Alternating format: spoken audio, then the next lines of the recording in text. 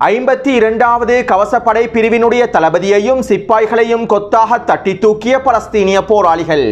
இன்றிரவு எட்டப்பட போகும் இறுதி முடிவுகளும் அனைத்திற்கும் தயாராக இருப்பதாக அறிவித்த ஈரானிய தலைமைகளும். எண்ணெய் கப்பலை காணவில்லை என இன்னும் தேடித் திரியும் ஐக்கிய அரபு அமீரகமும் யமன் ஹவுதிகளின் தொடர்ச்சியான உச்ச தாக்குதல்களும்.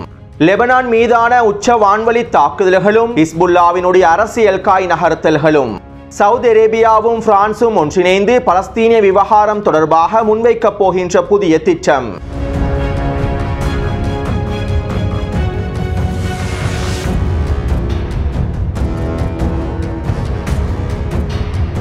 வருகின்ற ஜூன் மாதம் 18ஆம் திகதி சவுதி அரேபியாவும் பிரான்சும் ஒன்றிணைந்து ஐக்கிய நாடுகள் சபையிலே ஒரு செயலமர்வு ஒன்றினை நிகழ்த்தப் போகின்றார்கள். கடந்த வருடம் டிசம்பர் மாதம் குறித்த செயலமர்வை மேற்கொள்வதற்கான முன்மொழிவுகள் அனைத்தையும் சவுதி அரேபியாவும் பிரான்சும் ஐக்கிய நாடுகள் சபையிடம் ஒப்படைத்திருந்தது. இதற்கமைவாகவே வருகின்ற ஜூன் மாதம் 18ஆம் திகதி குறித்த செயலமர்வை நிகழ்த்துவதற்கு ஐக்கிய நாடுகள் சபையானது சவுதி அரேபியாவுக்கும் பிரான்சுக்கும் அனுமதியை வழங்கியுள்ளது.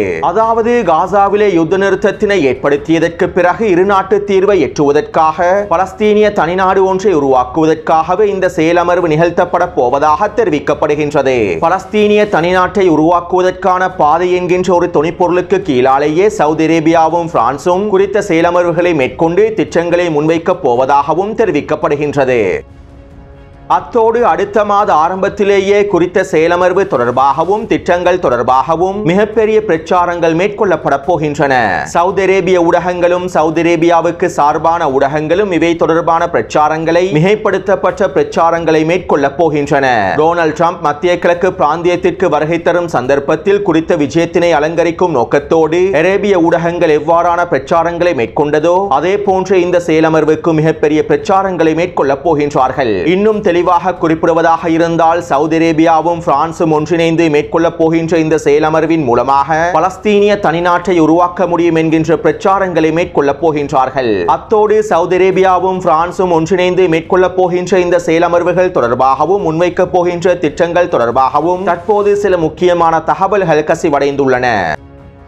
அதாவது சவுதி அரேபியாவும் பிரான்சும் ஹமாஸை நிராயுதபாணி ஆக்குவதற்கும் ஹமாஸினுடைய ஆயுத திறன்களை முழுமையாக நீக்குவதற்கும் காசாவில் இருக்கக்கூடிய ஏனைய எதிர்ப்பு குழுக்களின் ஆயுத திறன்களையும் முழுமையாக நீக்குவதற்கும் காசாவிலே உள்ள ஹமாஸினுடைய தலைமைகளையும் ஏனைய எதிர்ப்பு குழுக்களின் தலைமைகளையும் முழுமையாக வெளியேற்றுவதற்கும் இவ்வாறு தலைமைகள் அனைவரும் வெளியேற்றப்பட்டதற்கு பிறகு காசாவிலே புதிய நிர்வாகத்தினை உருவாக்குவதற்கும் திட்டமிட்டுள்ளார்கள். காசாவிலிருந்து ஹமாஸ் முழுமையாக நீக்கப்பட்டதற்கு பின்பு ஹமாஸினுடைய ஆயுத திறன்கள் நீக்கப்பட்டதற்கு பின்பு ஹமாஸ் நிராயுதபாணியாக்கப்பட்டதற்கு பின்பு காசாவில் இருக்கக்கூடிய பலஸ்தீனியர்களை ஒன்றிணைத்து ஒரு நிர்வாகத்தினை உருவாக்கி அந்த நிர்வாகத்தினை பலஸ்தீனி அதிகார சபையோடு ஒன்றிணைத்து பலஸ்தீனுக்கான தனிநாட்டை உருவாக்குவதற்கான வேலை திட்டங்களையே இவர்கள் மேற்கொள்ள போவதாகவும் தெரிவிக்கப்படுகின்றது.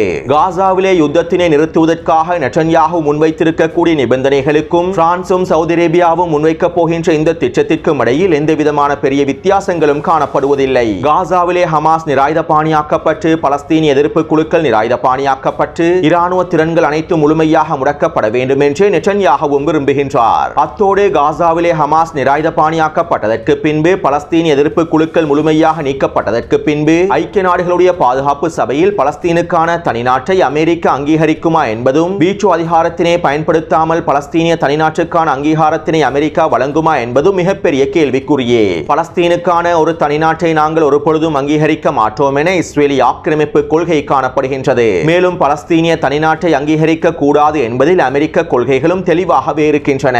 இப்படியான சூழ்நிலையில் ஹமாஸ் முழுமையாக நிராயுதபாணியாக்கப்பட்டால் பலஸ்தீன் எதிர்ப்பு குழுக்கள் முழுமையாக நீக்கப்பட்டால் பலஸ்தீனுக்கான தனிநாட்டை உருவாக்க முடியும் என பிரான்சும் சவுதி அரேபியாவும் முன்வைக்க போகின்ற இந்த திட்டமானது ஒரு முட்டாள்தனமான ஏமாற்று திட்டமாகவே காணப்பட போகின்றது.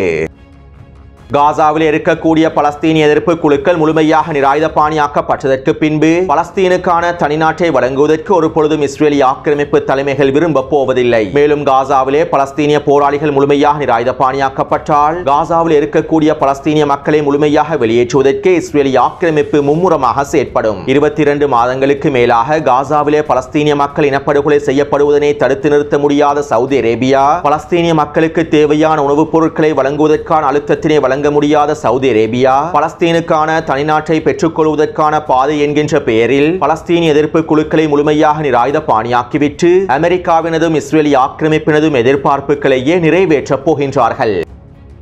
எனவே பிரான்சும் சவுதி அரேபியாவும் முன்வைக்கப் போகின்ற இந்த திட்டமானது பலஸ்தீனிய தனிநாட்டை உருவாக்குவதற்கான திட்டமல்ல.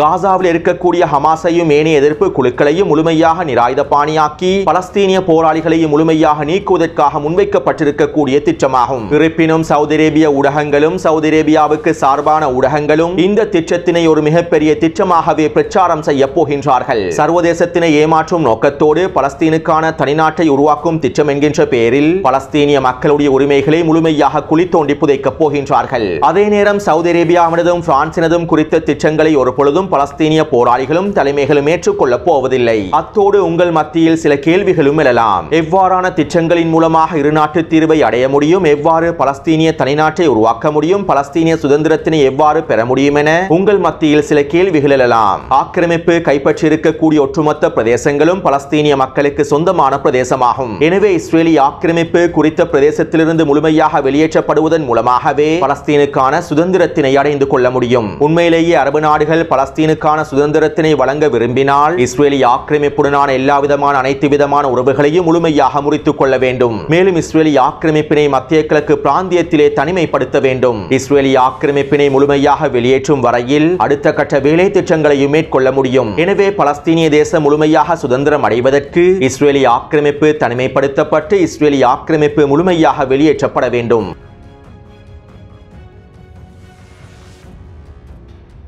நேற்று மாலை இஸ்ரேலிய ஆக்கிரமிப்பு ராணுவம் தெற்கு லெபனான் பிரதேசத்திலே 7 வான்வழி தாக்குதல்களை மேற்கொண்டிருந்தது. மேலும் லிட்டானி நதியின் வடக்கே டவுல் பிரதேசத்திலே இருக்கக்கூடிய 2 கட்டிடங்களை இலக்கு வைத்தும் இஸ்ரேலிய ஆக்கிரமிப்பு உச்ச வான்வழி தாக்குதல்களை மேற்கொண்டிருந்தது. குறித்த கட்டிடத்திற்குள்ளே ஹிஸ்புல்லாவினுடைய ஏவுகணைகள் இருப்பதாக கூறிய இந்த தாக்குதல்கள் மேற்கொள்ளப்பட்டிருந்தன. ஆனால் குறித்த கட்டிடமானது குடியிருப்பு கட்டிடம் என்பதனையும் அதற்குள்ளே எந்தவிதமான ஏவுகணை களஞ்சிய சாலைகளும் இருக்கவில்லை என்பதனையும் லெபனானினுடைய ஊடகங்கள் உறுதிப்படுத்தியுள்ளன. அத்தோடு லெபனான் அரசானது அவசரமாக அமெரிக்காவின் நிபந்தனைகளை ஏற்றுக்கொண்டு ஹிஸ்புல்லாஹ் இராணுவத்தினை முழுமையாக நிராயுதபாணியாக்கி இஸ்ரேலோடு இயல்பாக்கத்தினை ஏற்படுத்த வேண்டும் என்பதற்கான அழுத்தங்களை வழங்குவதற்கு இஸ்ரேலிய ஆக்கிரமிப்பு இந்த தொடர்ச்சியான வான்வழி தாக்குதல்களை மேற்கொண்டு வருவதாகவும் லெபனானினுடைய ஆய்வாளர்கள் கருத்துக்களை வெளியிட்டுள்ளார்கள். அடுத்து லெபனானினுடைய நகராட்சி மற்றும் மேயரை தெரிவு செய்வதற்கான தேர்தல்கள் நடைபெற உள்ளன. ஏற்கனவே தெற்கு லெபனானினுடைய சில பிரதேசங்களில் நடைபெற்ற தேர்தல்களில் ஹிஸ்புல்லாஹ்வுடைய அரசியல் கட்சி வெற்றி பெற்றுள்ளது. மேலும் இதற்கு பிறகு நடைபெற போகும் தேர்தல்களிலும் தெற்கு லெபனான் பிரதேசத்திலே ஹிஸ்புல்லாஹ் இராணுவத்தினர் முழுமையாக வெற்றி பெறுவதன் மூலமாகவே அவர்களுடைய அரசியல் ஆதிக்கத்தினையும் நிலைநிறுத்திக் கொள்ள முடியும். அத்தோடு இதனை வலியுறுத்தும் நோக்கத்தோடு நேற்றிரவு ஹிஸ்புல்லாஹ்வுடைய பொதுச் செயலாளர் அறிக்கை ஒன்றினையும் வெளியிட்டிருந்தார். நடைபெற இருக்கக்கூடிய தேர்தலில் அனைத்து தரப்பினரும் முழுமையான பங்களிப்பை வழங்க வேண்டும். அத்தோடு தெற்கு லெபனானில் இருக்கக்கூடிய ஒரு தானியத்தை கூட நாங்கள் ஆக்கிரமிப்புக்கு விட்டுக் கொடுக்க போவதில்லை. எங்களுடைய நிலத்தினை மீட்டெடுப்பதற்காக நாங்கள் அனைத்து வேலை திட்டங்களையும் திறம்பட மேற்கொள்வோம் என ஹிஸ்புல்லாஹ்வுடைய பொதுச் செயலாளர் தெரிவித்துள்ளார். சுருக்கமாக குறிப்பிடுவதாக இருந்தால் நடைபெற போகின்ற தேர்தல்களில் தெற்கு லெபனான் பிரதேசங்களிலும் இன்னுமேனே முக்கியமான பிரதேசங்களிலும் ஹிஸ்புல்லாஹ் இராணுவத்தினர் வெற்றி பெறுவதன் மூலமாக அரசியல் ஆதிக்கத்தினை தக்க வைத்துக் கொள்வதன் மூலமாக லெபனான் அரசாங்கத்தினுடைய அழுத்தங்களை முழுமையாக துடைத்தெறிந்துவிட முடியும். இந்த தேர்தல்களில் ஹிஸ்புல்லாஹ் இராணுவத்தினர் வெற்றி பெறாவிட்டால் அரசியல் ஆதிக்கத்தினை தக்க வைத்துக் கொள்ள முடியாவிட்டால் நிச்சயமாக ஹிஸ்புல்லாஹ் இராணுவத்தினை நிராயுதபாணி ஆக்குவதற்கான அனைத்து விதமான வேலை திட்டங்களையும் லெபனானினுடைய அரசானது எந்தவிதமான தடையும் இல்லாமல் மேற்கொள்ளும். அதே நேரம் நடைபெற போகும் அனைத்து தேர்தல்களிலும் ஹிஸ்புல்லாஹ் இராணுவத்தினர் வெற்றி பெறுவதற்கான வாய்ப்புகள் அதிகமாக இருப்பதாகவும் லெபனானினுடைய ஆய்வாளர்கள் சுட்டிக்காட்டியுள்ளார்கள். வழமை போன்று தெற்கு லெபனான் பிரதேசத்தையும் இன்னுமேனிய முக்கியமான எல்லை பிரதேசங்களையும் ஹிஸ்புல்லாஹ்வுடைய அரசியல் கட்சி முழுமையாக கைப்பற்றிக் கொள்ளும் என்று லெபனானிய ஊடகங்களும் தெரிவித்துள்ளன. எனவே தற்போதைய சூழ்நிலையில் அரசியல் களத்திலே ஹிஸ்புல்லாஹ் இராணுவத்தினர் அவர்களுடைய ஆதிக்கத்தினை நிலைநிறுத்திக் கொள்ள வேண்டியது மிக முக்கியமானதாகும். அப்போதுதான் இஸ்ரேலிய ஆக்கிரமிப்பினை தெற்கு லெபனான் பிரதேசத்திலிருந்து முழுமையாக வெளியேற்றுவதற்கான அடுத்த கட்ட போரிலே ஹிஸ்புல்லாஹ் இராணுவத்தினால் முழுமையாக களமிறங்க முடியும். அதிகளவான அரசியல் பலத்தினை வைத்திருப்பதன் மூலமாகவே லெபனான் அரசாங்கத்தினுடைய தடைகளையும் அழுத்தங்களையும் தாண்டி ஹிஸ்புல்லாஹ் இராணுவத்தினால் தெற்கு லெபனான் பிரதேசத்தில் இருக்கக்கூடிய இஸ்ரேலிய ஆக்கிரமிப்பினை வெளியேற்றுவதற்கு யுத்த களத்திலே களமிறங்க முடியும். அடுத்து இஸ்ரேலிய ஆக்கிரமிப்பினுடைய வல்லா ஊடகம் இவ்வாறு தெரிவித்துள்ளது. இஸ்ரேலினுடைய பொருளாதாரம் யெமன் ஹவுதிகளின் தொடர்ச்சியான ஏவுகணை தாக்குதல்களினால் தோற்கடிக்கப்பட்டுள்ளன. யெமன் ஹவுதிகள் பொருளாதார அச்சுறுத்தல்களை உண்மையான தடுப்பாக மாற்றியுள்ளார்கள். இது பிராந்தியத்தினுடைய மூலோபாய சமநிலையையும் பாதித்துள்ளது. இறுதியில் அமெரிக்காவினாலும் யெமன் ஹவுதிகளின் தாக்குதல்களை தடுத்து நிறுத்த முடியவில்லை. இது ஒரு மிகப்பெரிய அவமானமாகவே கருதப்படுகின்றது என இஸ்ரேலிய ஆக்கிரமிப்பின் வல்லா ஊடகம் தெரிவித்துள்ளது. அத்தோடு நேற்றிரவும் யெமன் ஹவுதி இராணுவத்தினர் டெல் அவீவின் பென்குரியன் விமான நிலையத்தினை இலக்கு வைத்து பாலிஸ்டிக் ஏவுகணை தாக்குதல்களை மேற்கொண்டிருந்தார்கள். இந்த தாக்குதல்களை தொடர்ந்து ஹைஃபா துறைமுகத்தை இலக்கு வைத்தும் பாலிஸ்டிக் ஏவுகணை தாக்குதல்களை மேற்கொண்டிருந்தார்கள். அதேபோன்று இன்று காலையும் பென்குரியன் விமான நிலையத்தினை இலக்கு வைத்தும் ஹைஃபா துறைமுகத்தின் இலக்கு வைத்தும் தொடர்ச்சியான பாலிஸ்டிக் ஏவுகணை தாக்குதல்களை மேற்கொண்டிருந்தார்கள். இந்த தொடர்ச்சியான தாக்குதல்களினால் பென்குரியன் விமான நிலையமும் ஹைஃபா துறைமுகமும் முழுமையாக முடக்கப்பட்டுள்ளது என்பதும் குறிப்பிடத்தக்க விடயமாகும். அடுத்து ஐக்கிய அரபு அமீரகத்தினுடைய கடற்படையினர் கடத்தப்பட்ட எண்ணெய் கப்பலை இன்னும் தேடி வருகின்றார்கள். பாரசீக வளைகுடா பிரதேசத்திலே அமெரிக்காவின் MQ-4C ட்ரோன்களையும் களமிறக்கி கடத்தப்பட்ட மிக முக்கியமான மிகப்பெரிய எண்ணெய் கப்பலை தேடி வருகின்றார்கள். குறித்த எண்ணெய் கப்பலை எவ்வாறு கடத்தி சென்றுள்ளார்கள் என்பதனையும் அவர்களால் கண்டுபிடிக்க முடியவில்லை. மேலும் குறித்த எண்ணெய் கப்பலை நாங்கள் கடத்தவில்லை என ஈரானினுடைய கடற்படையினர் தெரிவித்துள்ளார்கள். பெரும்பாலும் யெமன் ஹவுதி இராணுவத்தினரே குறித்த மிகப்பெரிய எண்ணெய் கப்பலை கடத்தி சென்றிருப்பதற்கான வாய்ப்புகள் இருக்கின்றன. இஸ்ரேலிய ஆக்கிரமிப்பு யெமனினுடைய ஹுதைதா துறைமுகத்தை இலக்கு வைத்து தாக்குதல்களை மேற்கொண்ட சந்தர்ப்பத்தில் குறித்த துறைமுகத்தில் எவ்வளவு எண்ணெய்கள் அளிக்கப்பட்டதோ அதைவிட பல மடங்கு எண்ணெய்கள் ஐக்கிய அரபு அமீரகத்தின் குறித்த எண்ணெய் கப்பலில் உள்ளது என்பதும் குறிப்பிடத்தக்க விடயமாகும்.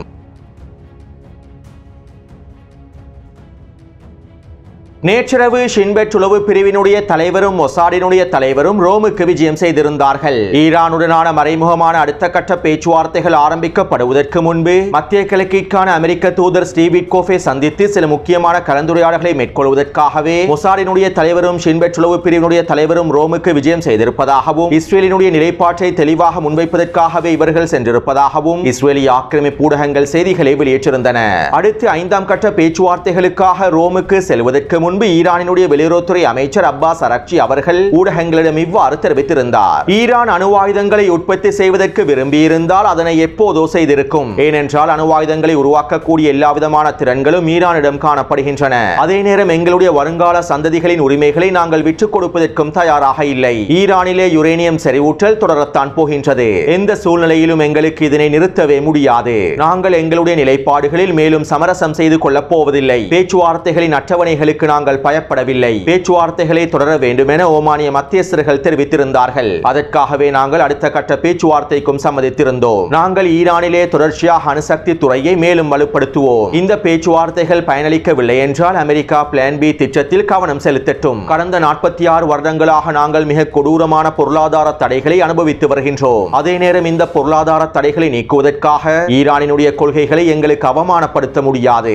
ரோமிலே நடைபெறப் போகும் இந்த 5ஆம் கட்ட மறைமுக பேச்சுவார்த்தைகள் மிக முக்கியமான தீவிரமான பேச்சுவார்த்தையாகவே அமையப் போகின்றது. யுரேனியம் செறிவூட்டலை பூஜ்ஜியமாக்கும் நிபந்தனைகளில் இருந்து அமெரிக்கா பின்வாங்கினால் ஒரு ஒப்பந்தம் எட்டப்படும். இல்லாவிட்டால் ஈரான் குறித்த பேச்சுவார்த்தைகளில் இருந்து முழுமையாக பின்வாங்கிவிடும் என ஈரானினுடைய வெளியுறவுத்துறை அமைச்சர் அப்பாஸ் அரக்சி அவர்கள் தெரிவித்துள்ளார். எனவே இன்றைய தினம் ரோம் நாட்டிலே 5ஆம் கட்ட மறைமுக பேச்சுவார்த்தைகள் நடைபெற்று வருகின்றன. கடந்த 2 மணித்தியாலங்களாக குறித்த பேச்சுவார்த்தைகள் தீவிரமாக நடைபெற்று வருவதாகவும் தெரிவிக்கப்படுகின்றது. மேலும் இன்னும் சில மணித்தியாலங்களுக்குள் குறித்த பேச்சுவார்த்தைகள் தொடர்பான இறுதி முடிவுகள் வெளிப்படுத்தப்படும் என்றும் எதிர்பார்க்கப்படுகின்றது. எனவே இன்றிரவான இறுதி தீர்மானங்கள் எடுக்கப்படுவதற்கான வாய்ப்புகள் அதிகமாகவே இருக்கின்றன. ஒன்று, யுரேனியம் செறிவூட்டல் நிபந்தனைகளில் இருந்து அமெரிக்கா பின்வாங்க வேண்டும். இல்லாவிட்டால் ஈரான் குறித்த பேச்சுவார்த்தைகளில் இருந்து முழுமையாக பின்வாங்கிவிடும். மேலும் ஈரானுக்கு எதிரான போரை ஆரம்பிப்பதற்கு அமெரிக்காவும் இஸ்ரேலிய ஆக்கிரமிப்பும் தயாராகுவார்கள். அதனை எதிர்கொள்வதற்கு ஈரானிய தரப்பினர்கள் ஏற்கனவே முழுமையாக தயாராகவும் இருக்கின்றார்கள். எனவே எவ்வாறான முடிவுகள் தீர்மானங்கள் எடுக்கப்பட போகின்றது என்பதனை நாங்கள் பொறுத்திருந்து பார்ப்போம்.